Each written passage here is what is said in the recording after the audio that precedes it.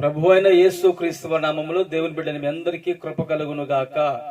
ఆమేన్. పరిశుద్ధ గ్రంథంలో దేవుని వాక్యమును ధ్యానించుకుందాం. సామెతల గ్రంథము 28వ అధ్యాయము 12వ వచనము. నీతిమంతులకు జయము కలుగుట మహాఘనతకు కారణము, దుష్టులు గొప్పవారగునప్పుడు జనులు దాగి ఉందురు. ప్రియమైన దేవుని బిడ్డలారా, నీతిమంతులకు జయము కలుగుట అనేది మహాఘనతకు కారణం అంటండి. మరి ఈ రోజున మనకి జయము కలగాలి, అనేక విషయముల యందు మనకు జయము కావాలి అంటే మనము దైవ సేవకుల దగ్గర వెళ్ళి ప్రార్థన చేయించుకుంటాం. మాకు ఫలానా పనిలో జయము కావాలి, మా కోసం ప్రార్థన చేయండి అంటారు. ఇంకొందరైతే వారు ఉపవాసం ఉండి కనిపెట్టి ప్రార్థన చేస్తారు, మాకు జయము కావాలి అని. మరి జయము కావాలంటే మనం ఏమి చేయాలి? బైబిల్ గ్రంథం అంటుంది, ఒకరోజు దేవుని బిడ్డలు శత్రువుడితో కలిసి యుద్ధము చేస్తూ ఉన్నారండి.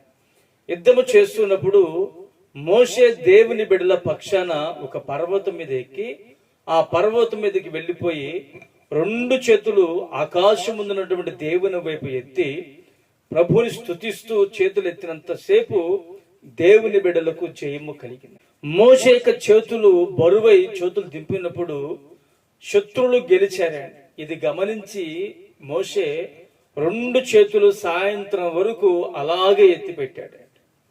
ఎప్పుడైతే అలాగే 2 చేతులు ఎత్తి నిలిపాడో దేవుని బిడ్డలకు గొప్ప జయము కలిగింది. ఆ జయము వలన వారికి మహాఘనత కలిగినది.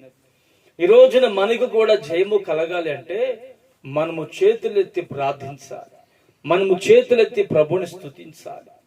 ఈ పత్రికల్లో పౌలు గారు రాస్తారు, పురుషులట పవిత్రమైన చేతులెత్తి వారు ప్రార్థన చేయాలంటండి. చేతులెత్తి ప్రభుని స్తుతించాలట. కీర్తన గ్రంథంలో ఉంటుంది, చేతులను పరిశుద్ధ స్థలము వైపు ఎత్తి ప్రభుని సన్నుతించుడే అని వాక్యం ఉంటుంది. గనుక ప్రియులారా, మనకు జయము కలగాలి. చేతి పనుల్లో జయము, వ్యాపారంలో జయము, చదువులో జయము, ఉద్యోగంలో జయము, ఇంటర్వ్యూలో జయము కావాలంటే మనము మొదట చేతులెత్తి ప్రభుని స్తుతించాలి, చేతులెత్తి ప్రభుని ఆరాధించాలి. చేతులెత్తి మనం ప్రార్థించినప్పుడు అది మన జీవితంలో గొప్ప జయము కలుగుతుంది. ఆ జయము ద్వారా మనకు ఘనత కలుగుతుంది.